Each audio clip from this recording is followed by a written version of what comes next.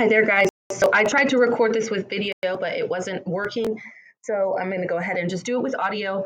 But I'm sorry that I'm not with you guys today, but I just want to quickly review the stuff that we covered yesterday before we kind of hop into our next stuff.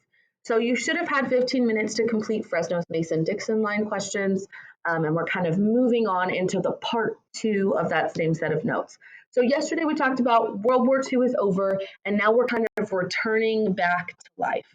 And we're kind of embracing capitalism, consumerism, we're buying all of this stuff. And one of the reasons that's possible is because the GI Bill is passed. And so we provide all of these supports for returning veterans to be able to go to college, to buy homes, to start businesses. And even though it's given to all service members, really it's only white men that are able to benefit because of existing restrictions. The suburbs are going to be created to deal with this housing crisis of all of these young people able to afford houses coming back from war, but ultimately these suburbs are going to be segregated. We talked about the ticky-tacky houses and Levitt towns yesterday, kind of building all of these houses that all look the same as cheaply and as quickly as possible. White men are going to be primarily those who are able to access the GI Bill home loans. Many minority and African American neighborhoods are going to be redlined, and they were redlined in the Great Depression. But what that meant is that you could not get a government loan to buy a home there. And for people in minority communities, that was the only place they were allowed to live. So they weren't able to buy homes and grow wealth in the same way that white Americans were. Most white suburbs, even if somebody had the money to try to get out of those neighborhoods, if they didn't have existing segregation laws, used racially restrictive covenants to make it so that people of color could not move into their neighborhoods, kind of like what you guys read about in the Fresno's Mason-Dixon line article with the redlining here in Fresno. So what we're going to talk about today is kind of building on that Cold War reaction at home in the 1950s. So ultimately, the goal for America, they were determined to be the opposite of communism. So communism was extreme liberalism, so in a completely new revolutionary way of doing things. New is not inherently good or bad, just new. Versus America is going to go the total opposite direction, and you're going to see this movement of extreme conservatism. Again, conservatism is not bad, old, traditional, but extremes of anything can become problematic. So, from the American perspective, the USSR's communism rejected capitalism.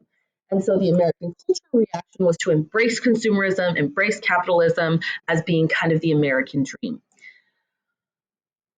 The USSR's communism, from their perspective, rejected traditional family structures, so rejected the nuclear family.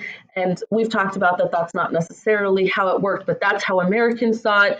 And so Americans developed this fixation on the nuclear family as a symbol of freedom. Communism, there's no religion. So ultimately, we haven't gotten to this point yet, but religion is going to become present in the home. It's going to become present in government. We're going to be very overt about communicating Christianity overall, even though not all Americans were Christian. Communism advocated for radical social change. So we, as our ultra-conservative reaction, are going to see any push for social change as subversive, so as undermining the American government, the American dream, what it meant to be, air quote, American. So the big thing that we need to do is redefine the family. So after World War II ended, there was a flood of marriages. A lot of people had gotten married immediately before the war because you make a little bit more money in the military when you're married. And then immediately when they returned home. And so the average marriage age is going to drop by several years. On average, the marriage age had gone up. They were having fewer kids in the Depression. So by the time we get to this period after the war, the average age for women getting married is about 20, and the average age for men is about 23, which means that a lot of people were getting married younger. Some people were getting married older, but young was definitely the way that things were being done. Large families were seen as a symbol of the American dream, that having all of these kids and having the ability to feed them and clothe them and give them a good life was this vision of Americanism. Now, there are really two different ways that families played out. They were either huge or they were small. My grandparents are examples of this. On my mother's side of the family, They got married when they were 19. They had 2 kids. My grandmother on my dad's side got married when she was 18, and she had 10 kids. And she's also my paternal grandmother and my dad's mom is going to come up a couple times in this lecture. She's a really good example of a lot of things we're going to talk about today. So after the war is over, there's going to be this return to traditional gender roles after the war. Most women are going to do so willingly, but not everyone. Men were expected to work while women were expected to stay home and care for children, all of the household duties, and not work outside the home. If they did work outside the home, it had to be a feminine job. So you had all of these women who were literally building bombs and tanks and airplanes now told that you either have to go home or you can only do air quote feminine jobs.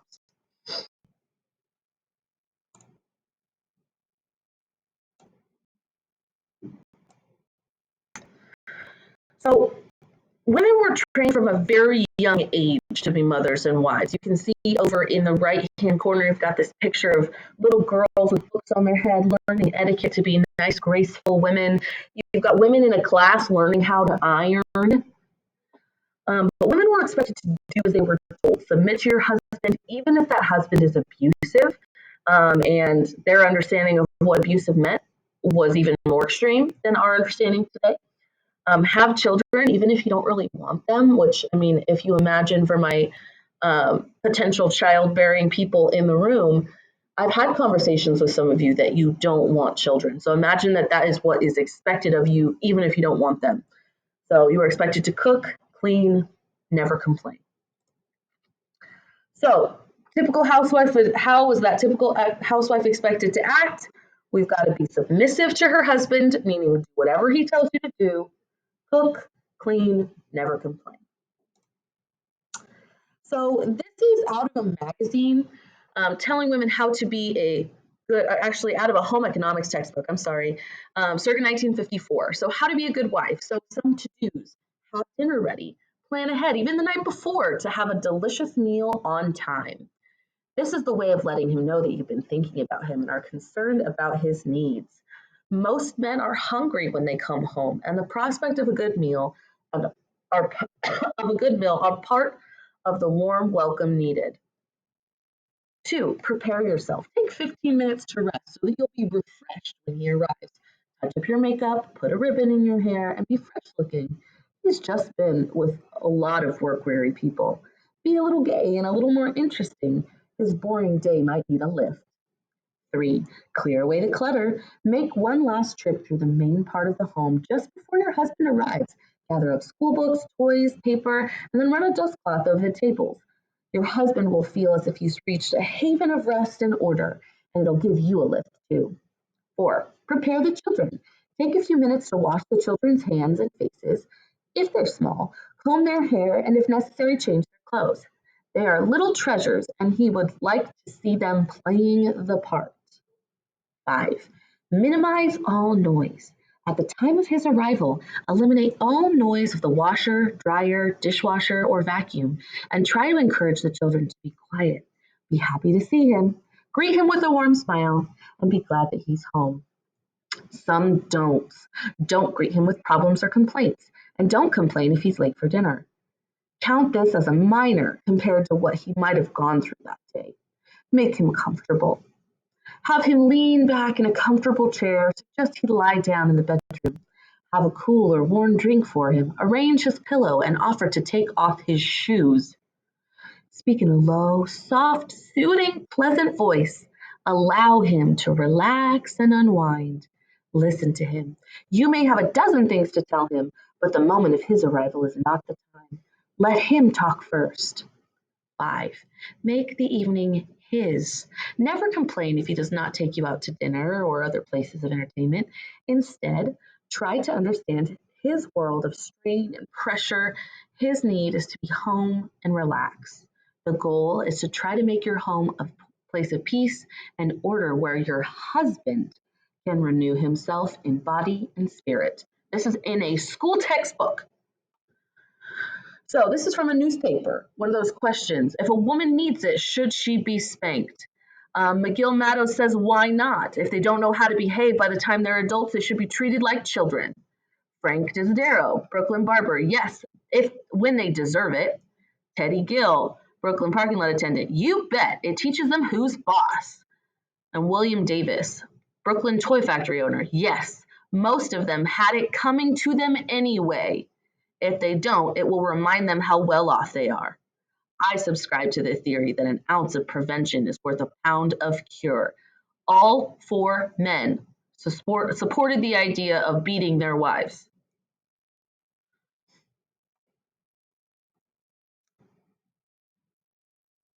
Got some images of the idyllic 1950s woman. During the 1950s, the role of homemaker and mother is going to be glorified in popular magazines and television. It's going to be used to sell women products. And though many women are going to accept this role willingly, many of them did not, and didn't find any fulfillment in being a wife, a mother, a homemaker. That's not for everybody. Some people love it, and it's great for those people, but it's not for everyone. Depictions of women in media in these magazines and television shows often were highly sexualized, sexist, or often demeaning. So we're going to look at some images here in just a second. And this is going to be across cultures too. Got a Latin American woman here.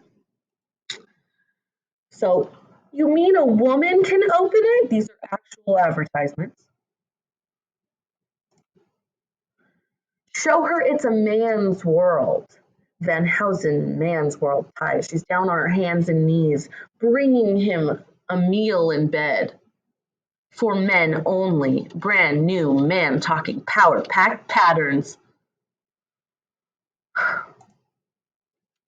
If your husband ever finds out you're not testing for fresher coffee, this is an actual advertisement.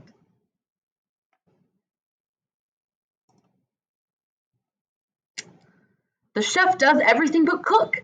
That's what wives are for. A personal chef. Christmas morning she'll be happier with a Hoover. As if that's what women dream of, is vacuums.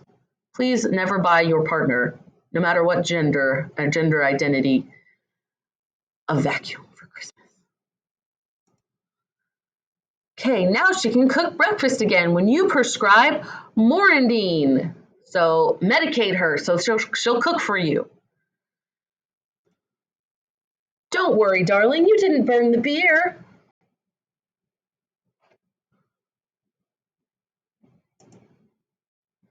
Is it always illegal to kill a woman? Because she refuses to cook dinner.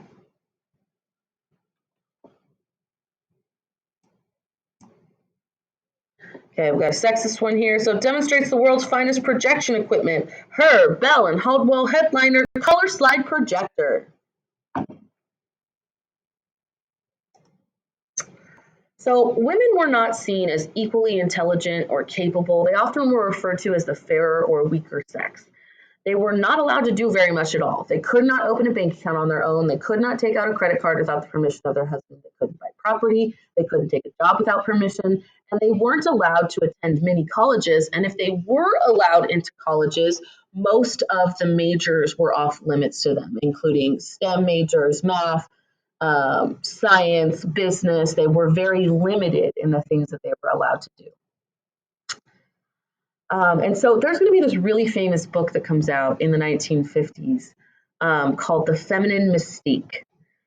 And it is going to talk about the experience of the reluctant housewife. And so this is a quote from that book. It says, "Thus terrible tiredness took so many women to the doctors in the 1950s that one decided to investigate it. He found surprisingly that his patients suffering from housewife fatigue slept more than an adult needed to sleep, as much as 10 hours a day, and that the actual energy they expended in housework did not tax their capacity. Their real problem must be something else." He decided, perhaps boredom, because they didn't have enough to do.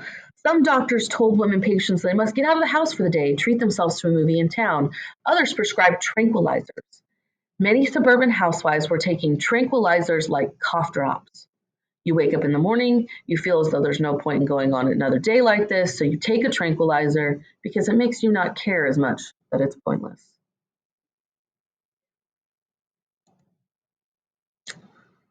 All right. We will go ahead and stop there for today.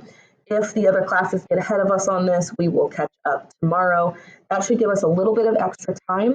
You should, in this time, work on your vocabulary if you haven't finished that yet, because it is going to be checked tomorrow. So make sure that you finish your vocab today because that is going to be checked tomorrow, and I will see you guys later. Bye.